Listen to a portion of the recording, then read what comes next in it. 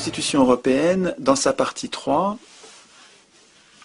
et tout ça avait été écrit par traité, évidemment, sans assemblée constituante, la Constitution européenne, dans sa partie 3, imposait une politique, la politique libérale. Ça nous avait pris l'essentiel des débats, et pourtant, à mon avis, dans la partie 1, il y avait des choses bien pires. Alors, je me propose avec vous de résumer peut-être assez rapidement pour que ce soit pas fastidieux, mais 10 points qui me paraissent absolument stratégiques, révoltants, que les citoyens devraient connaître, qui font partie des institutions européennes, qui ont été écrites sans notre accord, qui ont été écrites sans nous demander notre avis, et finalement, au moment de nous demander notre avis, quand on a dit non, elles nous ont été imposées quand même par voie parlementaire par le traité de Lisbonne. Il me semble que c'est pas un détail que les citoyens sachent dans le fatras des centaines d'articles de ces institutions, ce qui va contre leur intérêt. Alors le premier point, c'est que les institutions européennes, et ça se passe dans la partie 1, nous condamnent à un chômage de masse.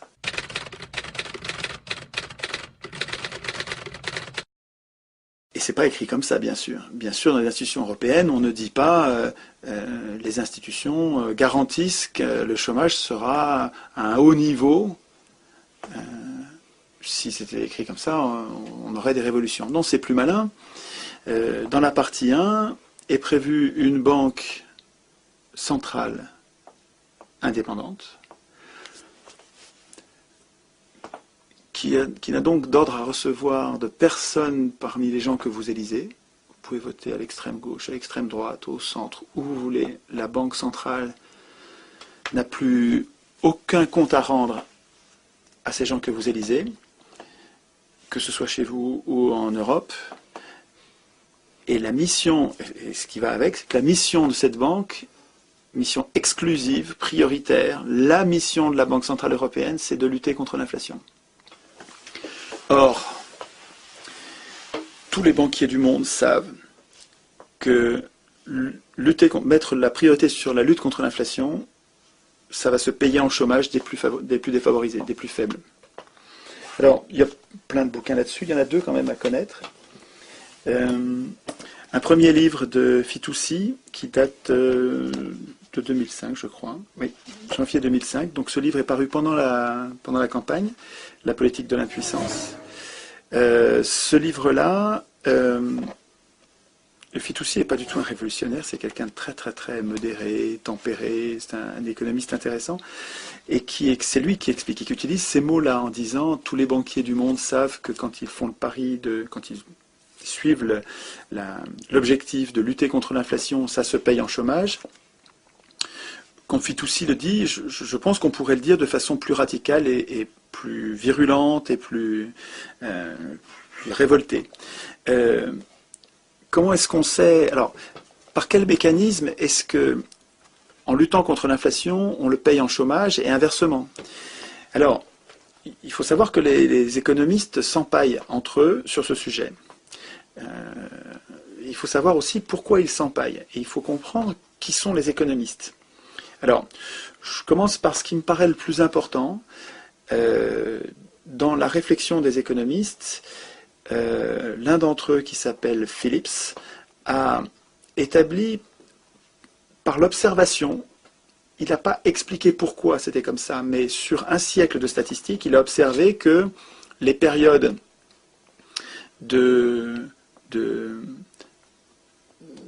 d'inflation étaient des périodes de faible chômage et inversement. En fait, Phillips, lui, l'observait sur les salaires, et d'autres économistes, à sa suite, ont fait le lien entre les salaires et l'inflation, et finalement, l'association de leurs travaux fait que les chiffres d'un siècle de statistiques montrent que quand vous avez beaucoup de chômage, vous avez peu d'inflation, et quand vous avez beaucoup d'inflation, vous avez peu de chômage.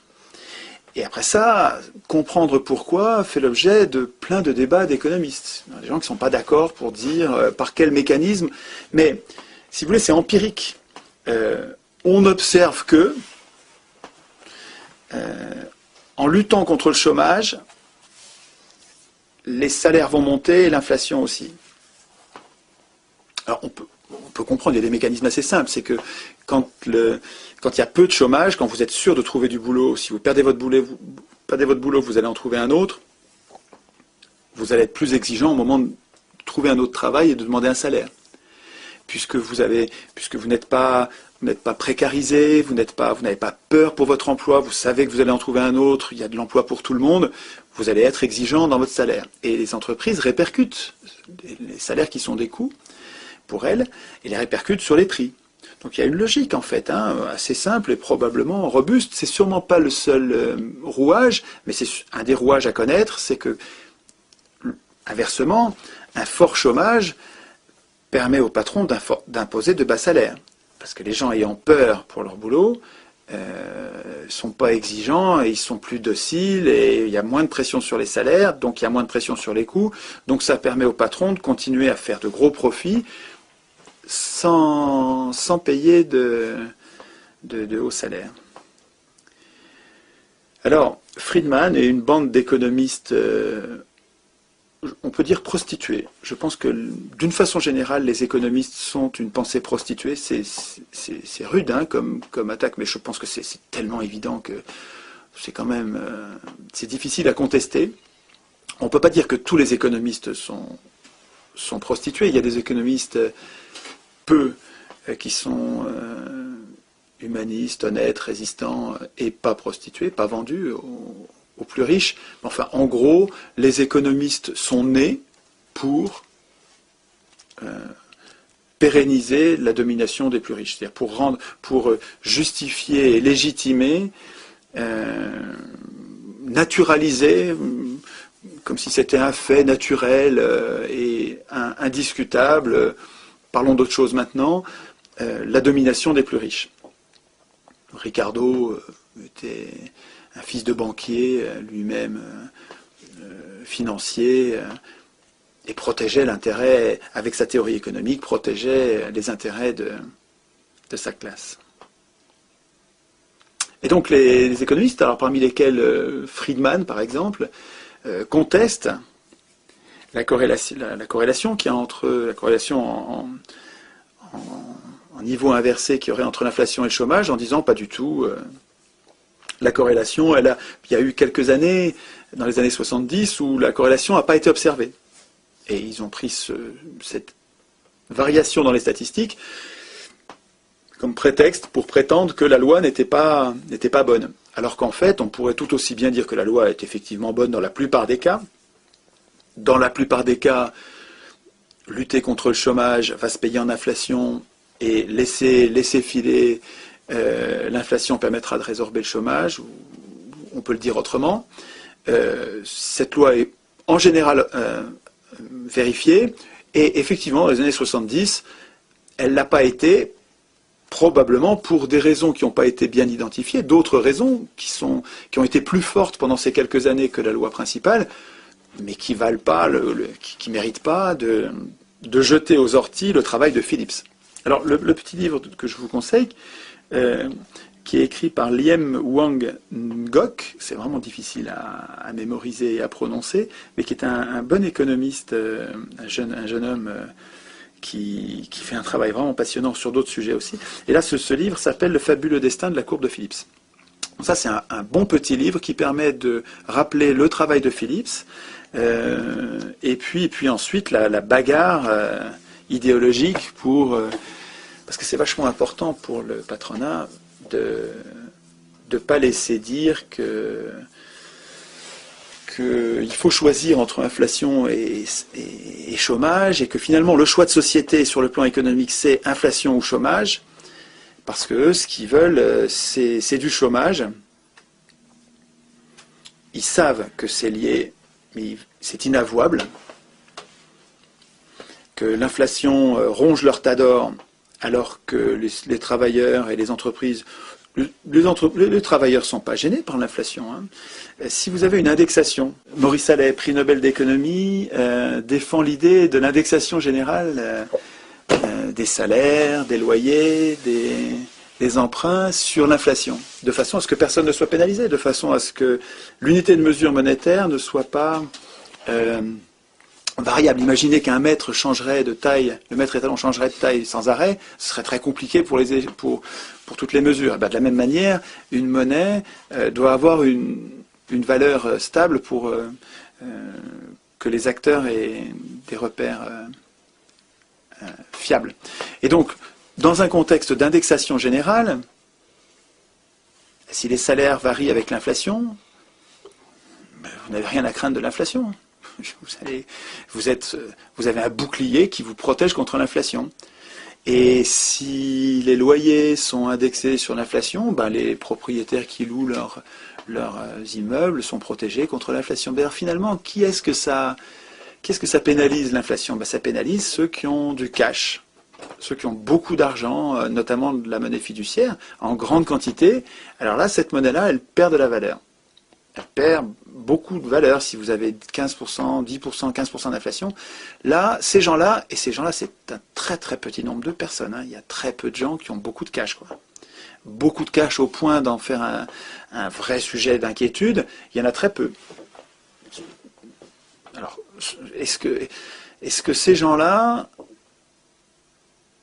est-ce que l'intérêt de ces gens-là est à privilégier par rapport à l'intérêt général? Il me semble que non.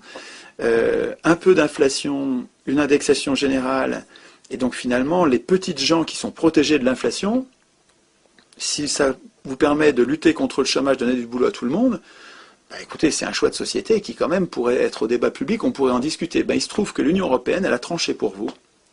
Vous n'avez pas eu voix au chapitre.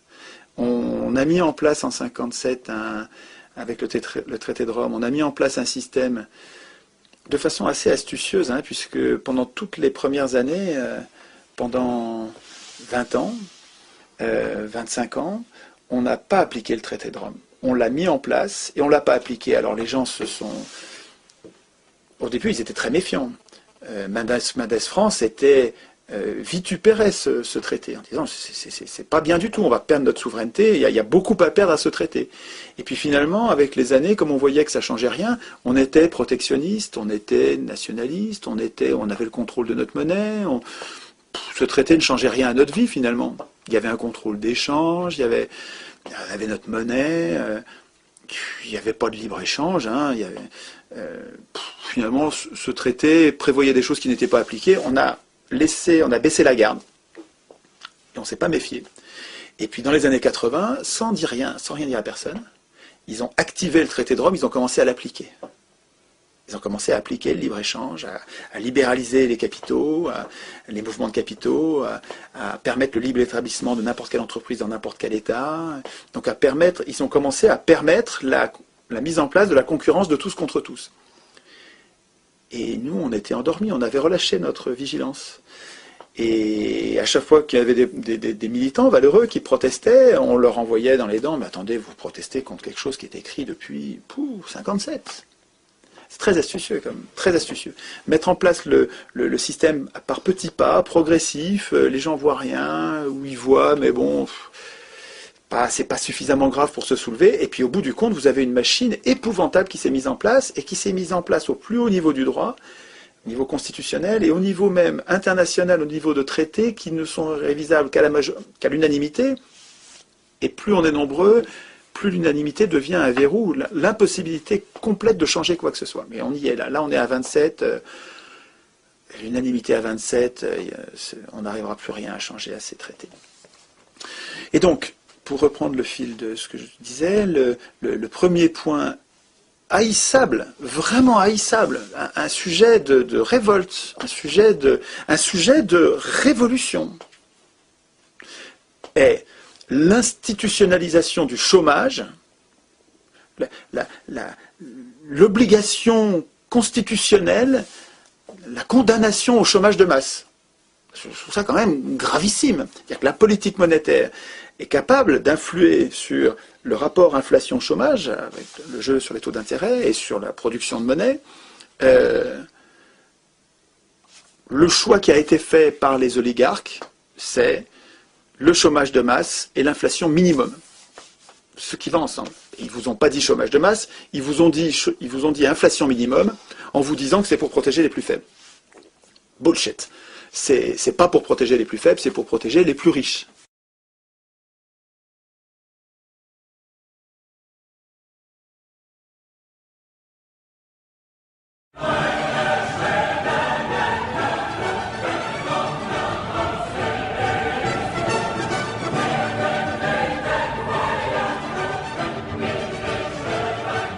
Deuxième point que j'avais pas vu moi en 2005 et qui est peut-être plus important encore, les institutions européennes interdisent aux États d'emprunter auprès de leur banque centrale.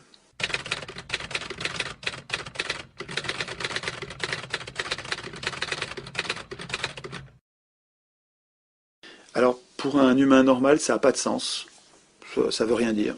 Ouais, les États ne peuvent pas emprunter auprès de leur banque centrale, bon, ouais, et alors? Et c'est pourtant essentiel parce que, on en a parlé dans d'autres entretiens, je vais aller vite, quand un État emprunte auprès de sa banque centrale, la banque centrale lui crée de l'argent pour lui, et note que l'État lui doit, et au fur et à mesure que l'État rembourse cet argent ensuite avec les impôts ou avec les recettes de cet investissement, la monnaie est détruite au fur et à mesure sur le même modèle que le crédit habituel et le mécanisme de la monnaie-dette. Mais la différence avec le système qui nous est imposé aujourd'hui, c'est que quand un État emprunte auprès de sa banque centrale, quand il rembourse sans intérêt. Ou il remboursera plus tard, donc il peut avoir... Donc ça, il a de la marge, il a beaucoup de marge, et puis c'est pas coûteux. C'est plus du tout comme ça que ça marche. Aujourd'hui, ça, c'est absolument interdit. Quand un État a besoin d'argent pour financer un investissement public, il doit emprunter auprès des marchés financiers. Il ne peut plus emprunter auprès de sa banque centrale. Et donc quand il emprunte auprès des marchés financiers, il paye un intérêt. Et cet intérêt devient progressivement insupportable, et ça devient un outil d'oppression des États par les riches, par les marchés financiers. Les marchés financiers, c'est ceux qui ont de l'argent, c'est les riches. Et en gros, les plus riches parmi les humains, ce sont les commerçants, et les plus riches parmi les commerçants, ce sont les multinationales, et les plus riches des plus riches, ce sont les banques. C'est les gros commerçants qui avaient beaucoup d'argent en plus, qui étaient incapables de dépenser, qui sont devenus les banques, historiquement, 1500, 1600, 17e siècle, 16e siècle, 17e siècle, sont devenus les banques, et finalement, aujourd'hui, les plus riches, ce sont les banques. Et finalement, les marchés financiers, pas pour l'intégralité, mais pour le plus gros, ce sont les multinationales et les banques. Ça veut dire que les États, par le mécanisme de l'Union européenne, par le mécanisme de l'article 104 de Maastricht qui interdit aux États de créer eux-mêmes leur monnaie et qui donc leur impose d'aller chercher l'argent où il y en a, c'est-à-dire dans les pattes des plus riches, cet article 104 de Maastricht qui est devenu l'article 123 de Lisbonne, est un outil qui met les États en servitude par rapport aux plus riches. Ça n'a rien à voir avec l'intérêt commun, rien à voir avec l'intérêt général. C'est le contraire, c'est une trahison, c'est un sabordage absolu. Ça date de Maastricht, ça date de 92. Moi j'ai voté oui à Maastricht, je ne savais pas ça du tout. On n'en a absolument pas parlé en 92. En 92, on nous parlait de la monnaie unique, on nous parlait de l'euro, on ne nous parlait pas du tout de l'article 104. Il n'y a jamais eu de débat public là-dessus. On s'est fait enfumer. Enfumer. On s'est fait rouler. C'est une trahison. Une trahison absolue. Il n'y a pas d'autre mot. Et même en 2005, moi, je n'étais pas au courant, donc on n'en a même pas parlé en 2005 non plus. On en a parlé après. Donc depuis, là, ça fait maintenant, depuis 2006, ça fait 5 ans. On travaille beaucoup là-dessus. Et on s'aperçoit que dans tous les pays du monde, en tout cas dans beaucoup de pays du monde, dans tous les pays importants, les États ont abandonné la création monétaire aux banques privées. Et la dette publique augmente depuis. À chaque fois, la dette publique augmente dans des proportions extravagantes. Et finalement, le mode opératoire est le même qu'avec les pays du tiers-monde, qui ont été mis en coupe réglée, pillés par les multinationales et les banques, avec le même mode opératoire. On commence par l'endetter. On lui fait miroiter des dépenses publiques qui sont soi-disant très importantes, un barrage, des lignes, des voies ferrées, des grands travaux gigantesques. certes utile, et encore souvent, quand on observe pour les pays sous-développés, c'est utile à quelques multinationales pour aller piller leurs ressources, leurs matières premières dans les mines. Enfin, je ne développe pas. Mais en tout cas, on se débrouille en faisant miroiter de l'aide, en disant on va vous aider, on va vous prêter à des bateaux, on va vous donner aussi, on va vous aider personnellement. On engage le pays sous-développé à engager de très grosses dépenses, créer cette dette, et une fois que la dette est engagée, alors là, on obtient en échange tout. La privatisation de tous les services publics, l'abandon des matières premières à vil prix, la bérésina pour les peuples en question. Et le mode opératoire qui est décrit très bien dans Les Confessions d'un assassin financier de Perkins est extraordinaire, c'est absolument révoltant. Ce bouquin-là, c'est un... Et puis alors, ce qui est terrible, c'est qu'on observe le mode opératoire pour les pays sous-développés, mais on retrouve le goût de la Grèce, du Portugal, et puis bientôt de la France, évidemment. C'est-à-dire qu'après avoir copieusement pillé tous les pays sous-développés, les banquiers, maintenant, s'en prennent aux pays développés, puisqu'ils ont réussi à corrompre les systèmes politiques jusqu'à la moelle. Donc le premier point, c'est l'indépendance de la Banque centrale et sa mission unique contre l'inflation qui nous condamne au chômage de masse. Ça fait quand même un sacré morceau. Deuxième morceau, l'interdiction aux États de créer leur propre monnaie, donc d'emprunter auprès de leur Banque centrale, donc de créer leur propre monnaie, donc rendre les États dépendants des porteurs d'argent, des porteurs privés évidemment, des porteurs d'argent. C'est insupportable. Ce deuxième point suffirait déjà à dire, mais attendez, il faut sortir de l'Union européenne d'urgence.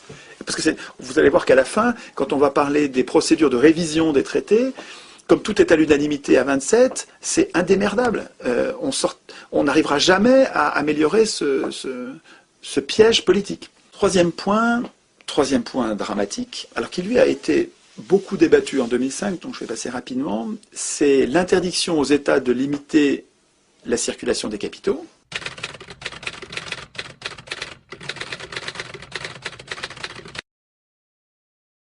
Je répète, interdiction aux États de limiter la circulation des capitaux. Ça veut dire que un État qui déciderait de ne pas laisser faire n'importe quoi en matière de capitaux serait, par ces traités félons, dans l'illégalité. Et puis, ce qui va avec, donc je le mets dans le même point, mais ce sont des dispositions différentes, mais elles vont ensemble, elles sont faites pour faire un effet de tenaille, un effet d'étranglement, liberté d'établissement. C'est-à-dire que non seulement les capitaux peuvent circuler, mais les entreprises aussi peuvent s'implanter librement dans les différents États. Ces deux dispositions, en fait, sont là encore un outil d'impuissance des États par rapport aux puissances privées, par rapport aux entreprises privées, notamment les plus grosses. Priver ainsi les États de leur possibilité de régulation et de police des capitaux, c'est totalement antidémocratique. C'est véritablement, quand on se demande comment des représentants qui nous représentent, qui devraient normalement représenter l'intérêt général, on se demande comment ils ont pu penser, élaborer, imposer des normes et des règles qui sont aussi contraires à l'intérêt général. Et en fait, on comprend mieux quand on essaye de voir qui voulait ce projet, qui a financé ce projet, qui soutient mordicus ce projet, qui a intérêt à ce projet. Et c'est édifiant quand on comprend que l'Union européenne a été voulue, financée, a été défendue par les mêmes qui ont financé Hitler et Mussolini. Les mêmes, pour les mêmes raisons, pour avoir des bas salaires, pour venir à bout des républiques, à bout de ce qu'on appelle la démocratie, qui à mon avis n'est pas une démocratie. On a fait d'autres réunions là-dessus. On ne vit pas en démocratie, on vit en oligarchie. Mais ce qu'on appelle les démocraties, c'est quand même des oligarchies tempérées par un semblant de parlementarisme qui limite un peu les dégâts quand même. Mais même ça, pour les grands patrons, c'est trop. Et ils veulent la peau de la Révolution française et de ses enfants, de ses successeurs. Ils appelaient la République la gueuse dans l'entre-deux-guerres. Et Hitler et Mussolini, donc le fascisme à la papa, servait à, parce qu'aujourd'hui c'est un nouveau fascisme, bien plus malin, quoi, servait à venir à bout ils appelaient ça de la gueuse, venir à bout des républiques. Annie Lacroix-Riz explique bien ça, on trouve dans les archives, des milliers d'archives, que l'obsession des banquiers et des industriels, c'est nos salaires. Parce que ça se comprend, leurs grands profits dépendent de nos bas salaires. Donc c'est juste égoïste, c'est juste totalement cynique. Ce qui les intéresse, c'est qu'on ait juste le salaire qu'il faut pour qu'on ne fasse pas la révolution, qu'on ne les égorge pas. Voilà. S'ils s'aperçoivent qu'on est en train de descendre dans la rue comme au Front Populaire, descendre dans la rue par millions et qu'on va les égorger, hop, il lâche du mou, il lâche, de toute façon... Voilà, ils donnent juste ce qu'il faut pour... Donc ça n'a rien à voir avec la justice. Bon, en tout cas, ce sont les mêmes qui ont financé donc les multinationales. Hein. Hitler a été financé par Ford, il a été financé par IG Farben, le cartel de la chimie allemand, il a été financé par les banques centrales européennes, il a été financé par les banques, évidemment. Il faut comprendre qu'Hitler n'aurait pas existé, enfin, serait resté un groupuscule ridicule, des fous furieux, sans argent, il serait resté marginaux, on ne connaîtrait même pas leur existence. Il faut comprendre que Hitler et Mussolini et Staline, Lénine, hein, c'est pareil pour les bolcheviks, hein, n'auraient pas existé sans le financement de Wall Street. Il faut comprendre ça. C'est-à-dire qu'en fait, le fascisme, c'est pas Hitler. Le fascisme, c'est qui a financé Hitler. Il me semble, moi, tout le monde se traite de fasciste, c'est un mot qui est galvaudé, on en vient à se demander ce que c'est le fascisme. Là où j'en suis de ma réflexion, je dirais que le fascisme, c'est la prise de contrôle de l'État par les plus riches, c'est une toute petite poignée de personnes qui prennent le contrôle de l'État pour pérenniser leurs privilèges et se servir de la force publique, parce que l'État a le monopole de la force publique, se servir de la force publique pour défendre leurs seuls intérêts, ou prioritairement. Et après ça, il y a différentes manières de mettre en place ce règne des privilégiés, qu'on peut appeler fascisme, on peut l'appeler autrement. Alors je sais bien que fasciste, c'est un mot qui historiquement veut dire autre chose, mais enfin, il faut que les mots soient utiles quand même. Si on les ramène constamment à leur stricte définition historique, on n'arrive pas à s'en servir parce qu'on va nous répéter que le fascisme c'était les faisceaux, que c'était donc historiquement un truc qui n'existe plus. Ouais, ok. N'empêche que les dictatures du milieu du XXe siècle ont été financées par les riches du moment, les ultra riches du moment. Et ce sont ces mêmes ultra riches de notre moment en ce moment, et puis de toute la période qui nous a séparés, ce sont les mêmes, ou leurs enfants, qui financent l'Union européenne. C'est plus malin, le fascisme à la papa, on le vivra plus. Je pense qu'on n'aura plus... ils n'ont plus besoin de régime militaire, avec une police militaire. C'est plus nécessaire, ils ont trouvé quelque chose de bien plus malin. L'élection, c'est fabuleux pour les riches. Hein. C'est génial. Et puis, je veux dire, le simple fait que l'élection, que le suffrage universel soit défendu, d'abord a été institué par Napoléon III en France, Bismarck en Allemagne, ça devrait nous mettre la puce à l'oreille. Le fait que, ça devrait nous inciter à la défiance. Le fait que le suffrage universel soit défendu par tous les MEDEF du monde, par toutes les multinationales du monde, qui soutiennent le suffrage universel. Ça devrait nous mettre la puce à l'oreille. Et le fait que depuis 200 ans de pratique de l'élection, les riches ont toujours gouverné. Le suffrage universel ne tient pas ses promesses. Les pauvres n'ont jamais gouverné avec le suffrage universel.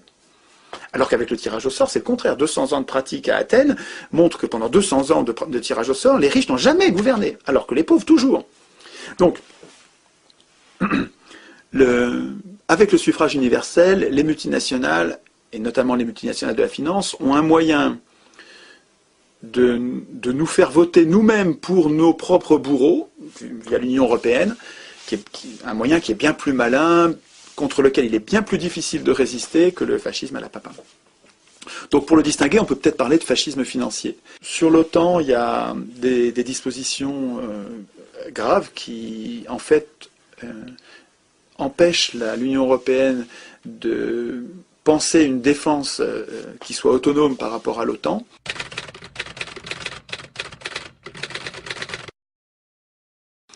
Alors on nous explique qu'évidemment, chacun des pays faisant déjà partie, une bonne partie faisant partie de l'OTAN, on ne pouvait pas les obliger à se désolidariser de l'OTAN. Bon, certes, il reste que les plus grands pays de l'Union européenne étant intégrés à l'OTAN, le fait que les traités de l'Union européenne intègrent finalement cette participation nous rend complètement dépendants de l'OTAN. Et il y a des mécanismes d'intervention, donc de guerre obligée, et même nucléaire, dans les traités qui sont absolument révoltants. C'est-à-dire que si on appliquait ces mécanismes dans les situations qui sont prévues, on serait obligé d'envoyer un feu nucléaire préemptif, agressif, pas défensif. Je ne développe pas, mais sur ce sujet-là, il pourrait y avoir un débat, il n'y en a pas eu. Les institutions européennes mettent entre les mains des ministres et des présidents, qui sont des exécutifs dans les pays d'où ils viennent, mettent dans leurs mains le pouvoir législatif.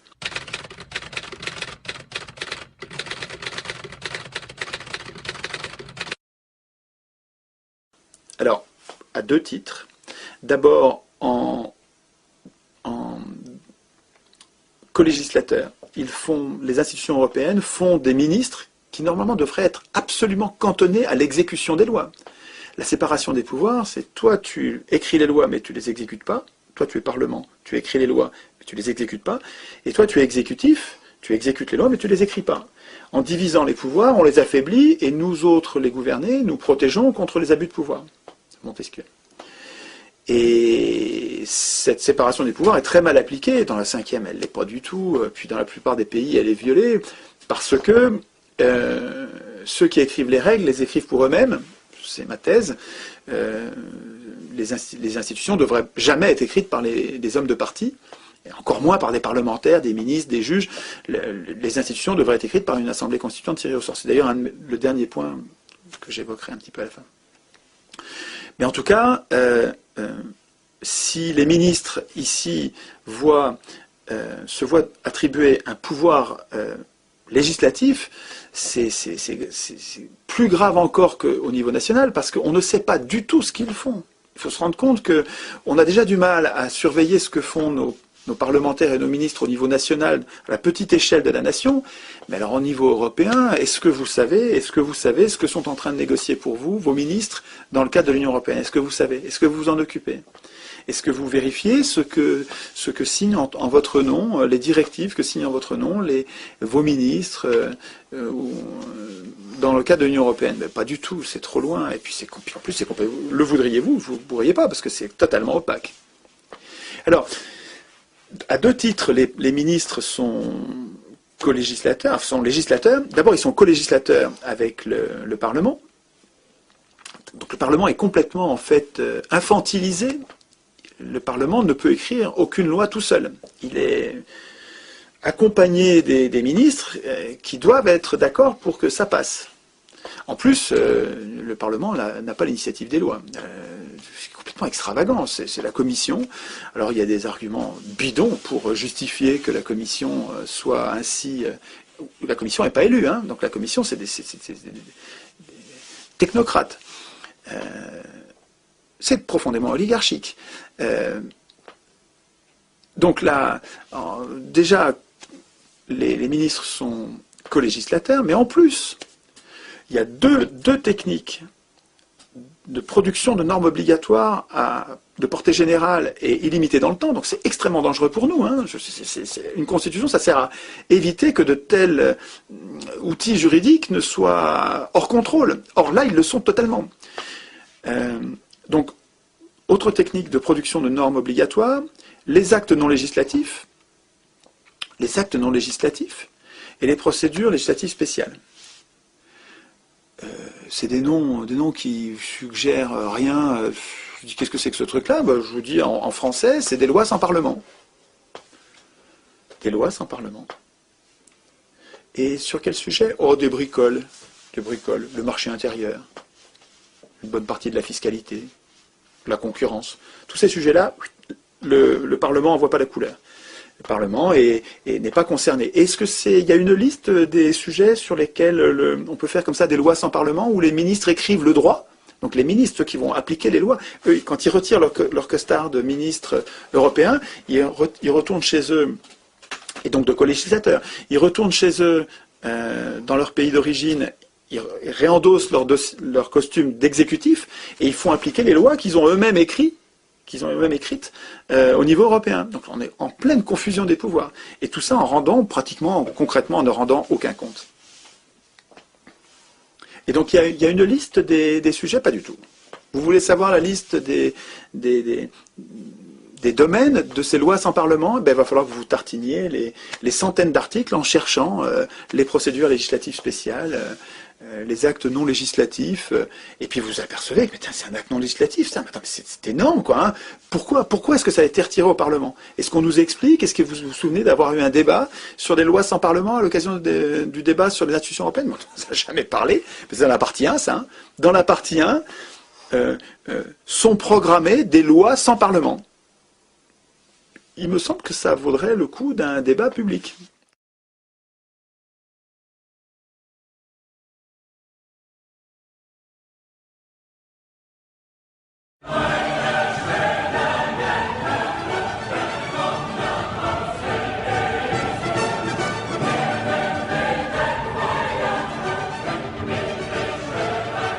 Point 6, c'est les juges.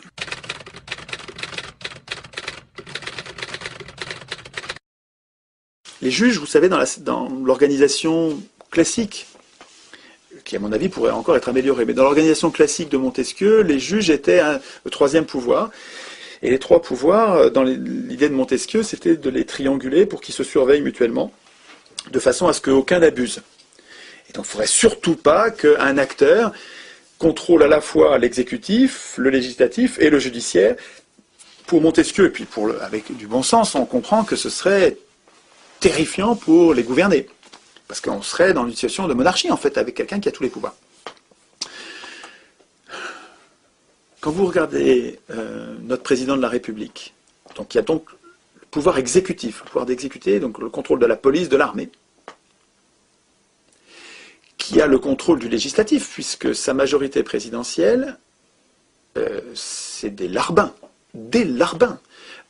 Ces gens-là, les parlementaires dans le régime de la 5e, ces gens-là sont élus. Pour être élus, il faut qu'ils soient candidats. Pour être candidat soutenu par un parti, il faut qu'ils aient l'investiture du parti. Or, le président du parti qui donne les investitures, c'est le président de la République.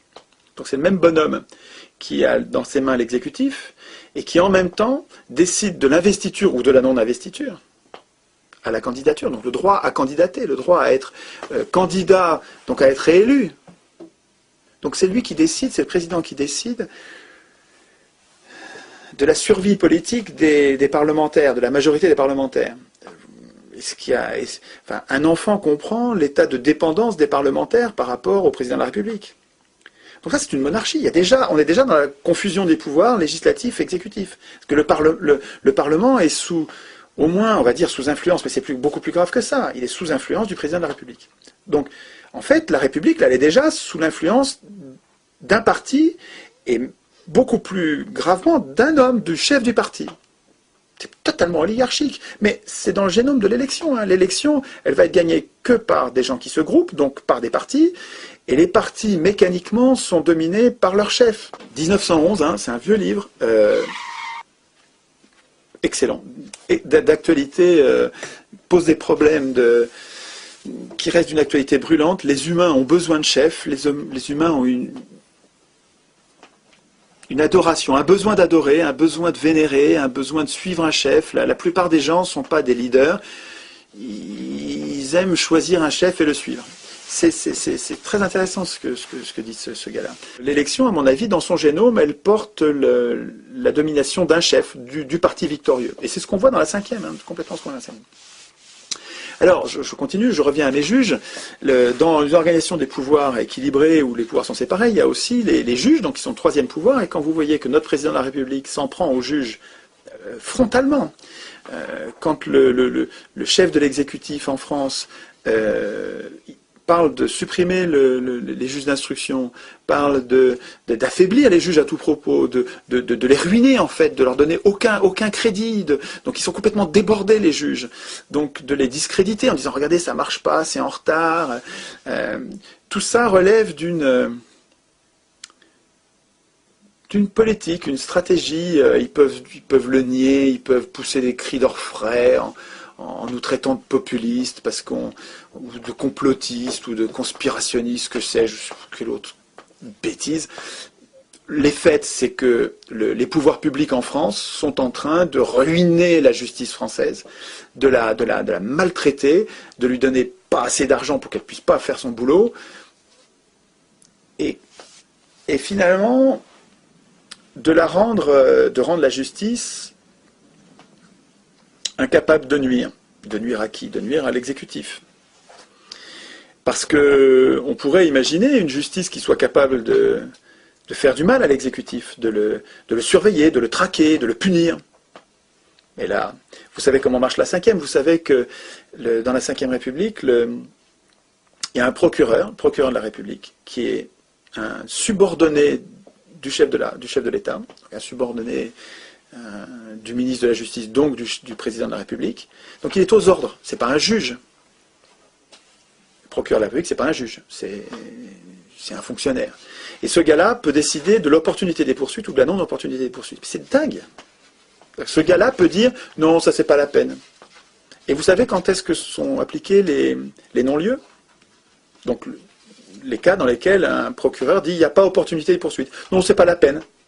Bah, c'est pratiquement tout le temps des politiciens ou des industriels, des notables. Quand des notables vont être punis, non-lieu. Ça sert à ça. C'est profondément injuste. C'est profondément injuste. C'est monarchique. C'est l'Ancien Régime. Bon, en tout cas, le troisième pouvoir que pourrait constituer la justice en France, c'est quand même... Bon, il y a des juges valeureux qui résistent, il y a des Portelli, il y a des gens formidables qui résistent. Dans la justice, il y a des pointures, heureusement. Puis quand ils ne sont pas contents, ils s'expriment très très bien, ils savent le dire. Heureusement, bon, c'est pas fini, la bagarre n'est pas finie. Mais bon, il y a un vrai danger de tyrannie avec l'affaiblissement de la justice. Il faudrait qu'on ait une justice indépendante. Elle ne l'est pas en France. Et c'est ce qu'on nous renvoie dans les dents quand on proteste contre la dépendance. Je dis bien la dépendance, pas l'indépendance. La dépendance des juges européens envers les exécutifs qui les nomment. Parce que c'est ça qui est incroyable. Alors, quand on proteste contre ça, on nous dit « mais c'est là pareil en France ».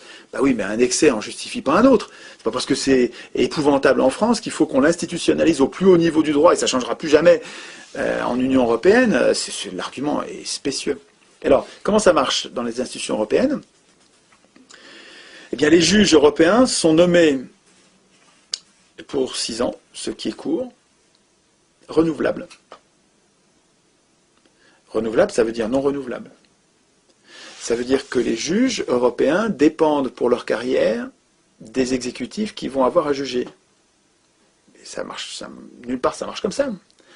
Ça, c'est une justice qui n'en est pas une. Si les juges dépendent, ils vont pas être sévères. Ils vont pas être sévères envers les exécutifs pour qui dépendent de leur carrière. Alors, on me répond que comme ils sont plusieurs, c'est pas si facile d'avoir des juges dociles. C'est connerie. C'est pas sérieux.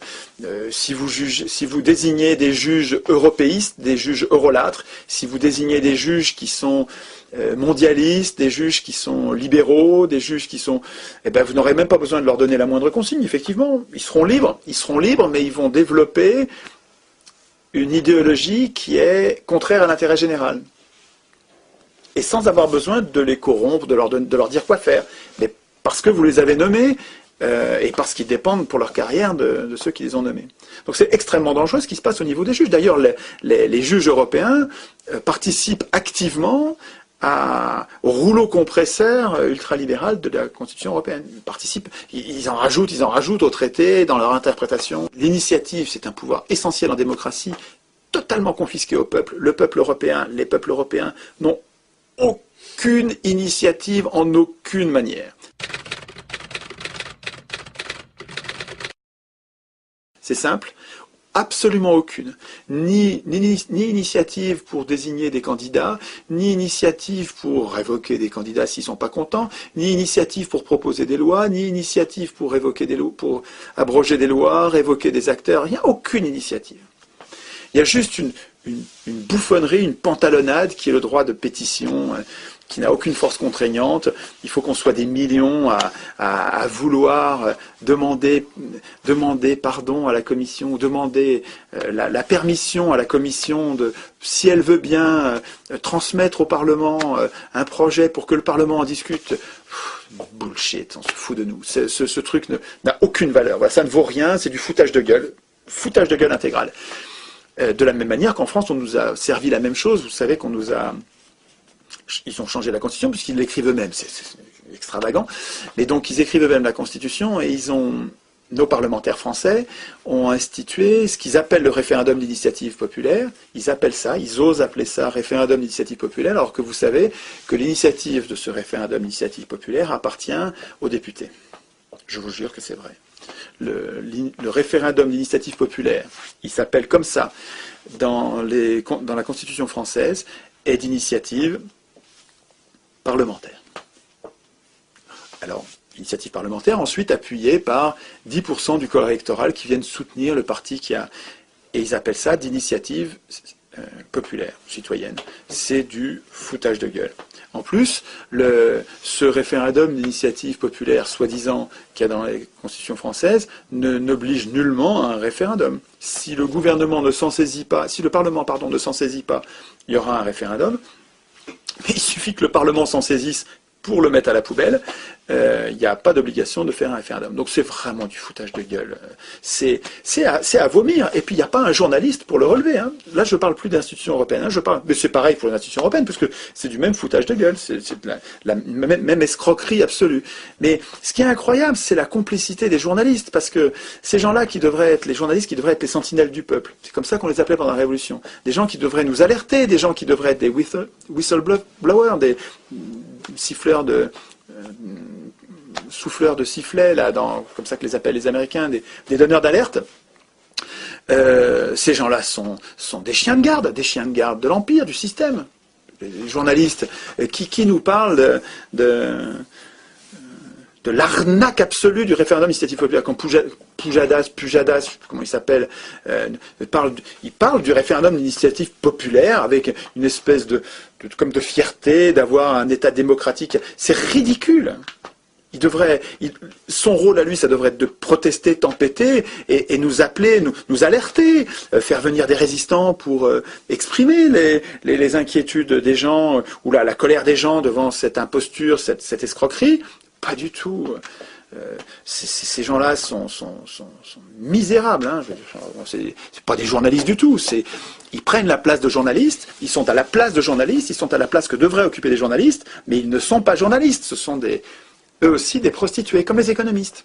Les bons journalistes, ils sont indépendants. D'ailleurs, sur Internet, il y a énormément de lutteurs absolument autonomes, bénévoles, qui passent leur vie à comprendre comment on se fait avoir et qui nous alertent, et c'est eux les journalistes.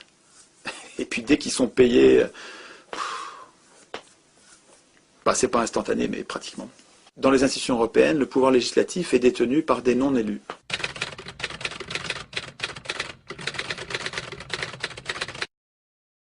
Et nos élus n'ont pas de pouvoir, et ceux qui ont du pouvoir, ce sont des non-élus. Il y a des tas d'organismes dans les institutions européennes qui produisent des normes obligatoires. La Banque centrale, par exemple, produit des normes obligatoires. En totale indépendance, aucun contre-pouvoir, production de normes obligatoires. Les conseils, la conférence intergouvernementale, enfin il y a plusieurs organes, et puis bien sûr le Conseil des ministres, qui produisent des normes exactement comme des lois. C'est des lois, vraiment c'est de l'escroquerie de dire que c'est pas des lois, et sans Parlement. L'avant-dernier point est celui de la résistance aux abus de pouvoir.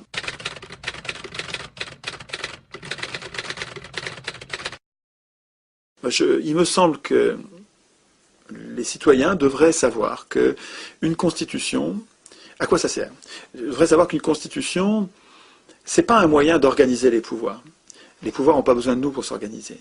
La constitution, c'est un moyen d'affaiblir les pouvoirs. Les pouvoirs sont dangereux, les humains le savent depuis des milliers d'années.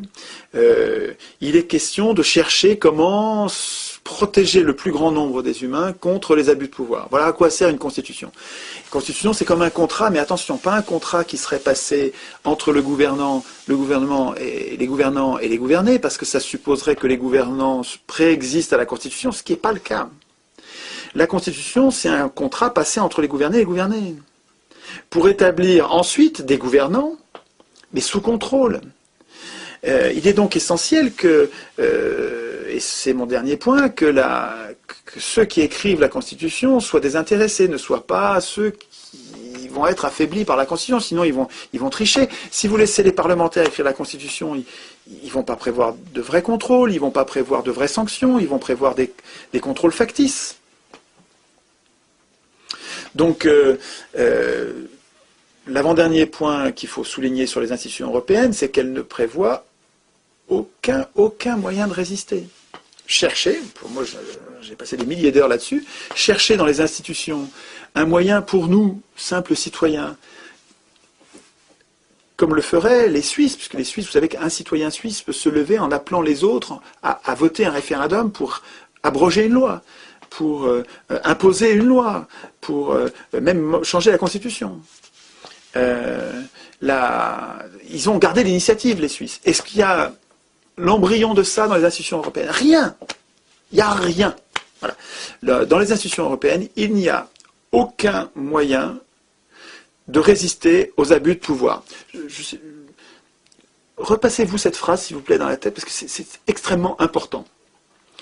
Dans les institutions européennes, vous n'avez plus aucun moyen de résister aux abus de pouvoir. C'est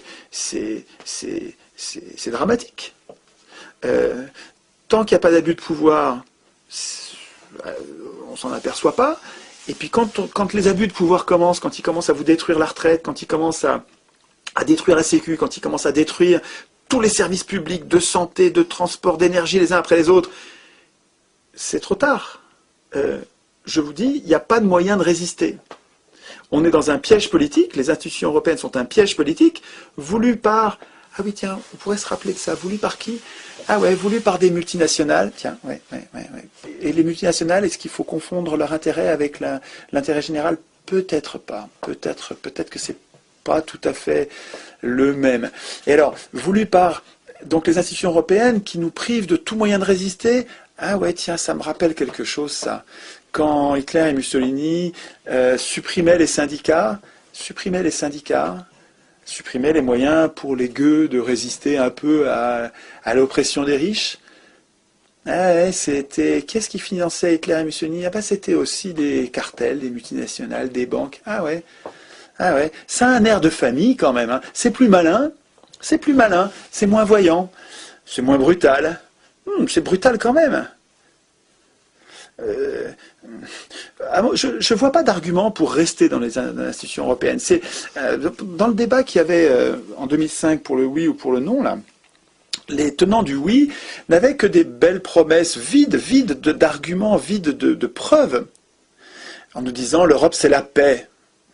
Mais c'est pas vrai. L'Europe, ça n'a pas empêché qu'on aille bombarder les Serbes. Les Serbes, nos alliés de toujours, pays, avaient bombardé les populations civiles en Europe. La paix. Vous êtes sûr que ça va garantir la paix? Alors que ça, l'Europe organise, institutionnalise la guerre économique. Mais attends, la guerre économique, c'est une vraie guerre, une guerre épouvantable, hein, qui fait des malheureux partout. Bon, c'est pas des bombes au phosphore, mais c'est des millions de personnes au chômage, dans la misère noire. Le dernier point, qui ouvre sur une solution, en fait. Hein. Le dernier point, c'est j'ai pas parlé de la révision l'impossibilité de réviser les textes. C'est un des points, j'ai dû passer dessus sans... Oui, voilà, c'est l'avant-dernier point, c'est celui-là, c'est les révisions. Il faut comprendre, je serai rapide là-dessus, que les institutions européennes ne peuvent être modifiées qu'à une triple unanimité. À 27, c'est insurmontable, voilà, ça n'arrivera pas. Ça n'arrivera pas, ouais, je pense que ça n'arrivera pas. Et sans référendum. C'est-à-dire qu'en fait, en signant pour des institutions, même par référendum, en imaginant qu'on ait dit oui, en signant par référendum des institutions dans lesquelles on peut les changer ensuite sans référendum, on fait exactement un chèque en blanc. C'est-à-dire qu'on dit, ok, allez-y, maintenant vous faites ce que vous voulez, vous pouvez les changer. Maintenant, on a voté ce que vous nous avez donné à signer, et puis ensuite vous allez pouvoir changer ce que vous voulez sans référendum. C'est exactement un chèque en blanc. Un chèque en blanc a des crapules. Donc c'est complètement fou. Et puis même quand on dit non, ils le font quand même. On est dans les mains de crapules. Source de tout ça, c'est la même cause que dans nos institutions. C'est le processus constituant.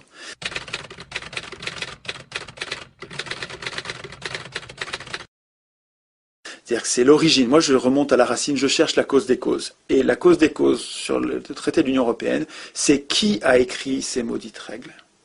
Qui a écrit ces maudites règles? À chaque fois, dans les institutions françaises comme les institutions européennes, à chaque fois, ceux qui écrivent les règles n'auraient pas dû les écrire. C'est pas à eux d'écrire les règles. C'est pas aux hommes de parti. C'est pas aux hommes au pouvoir. C'est pas à ceux qui aspirent au pouvoir. Donc c'est même pas aux hommes de parti et même des petits partis. C'est pas aux hommes de parti d'écrire les règles du pouvoir, d'écrire la Constitution.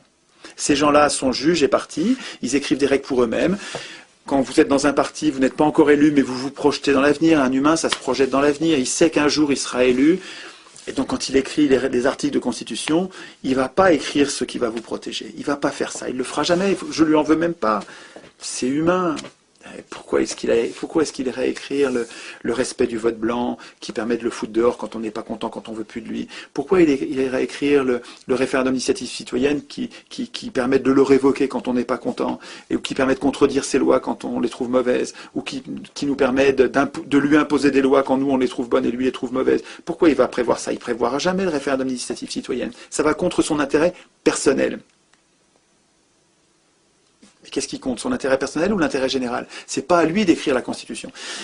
Jamais un parlementaire n'ira écrire les mandats courts et non renouvelables, la rotation des charges. Jamais un parlementaire n'ira prévoir dans la Constitution qu'il y ait une chambre tirée au sort pour qu'elle nous ressemble. Une chambre d'1 millier de personnes dont le mandat serait très court, tout le temps renouvelable, et qui, parce qu'elle est nombreuse et tirée au sort, nous ressemblerait. Il y aurait des pauvres, des riches, à proportion à peu près égale à ce qu'il y a dans la population. Il y aurait des blancs, des noirs, des femmes, il y aurait des femmes, plein de femmes, hein, il y en aurait, au tirage au sort, il y en aurait la moitié. Il y aurait des gens qui nous ressemblent, il y aurait des tas de salariés, d'employés, comme la majorité des gens, dans une assemblée tirée au sort.